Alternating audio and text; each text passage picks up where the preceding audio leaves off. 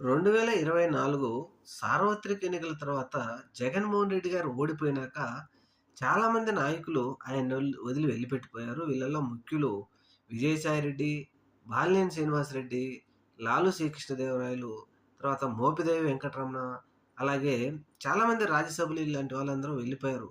సరే వెళ్ళిపోవడం అంటే వారిష్టం.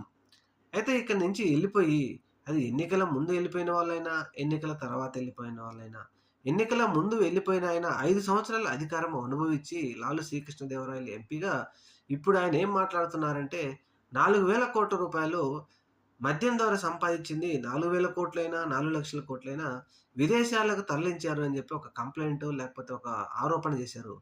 అప్పుడేం బుద్ధి తింటున్నావా? గడ్డి తింటున్నావా? అధికారంలో అనుభవించావు 2019 నుంచి 2024 వరకు.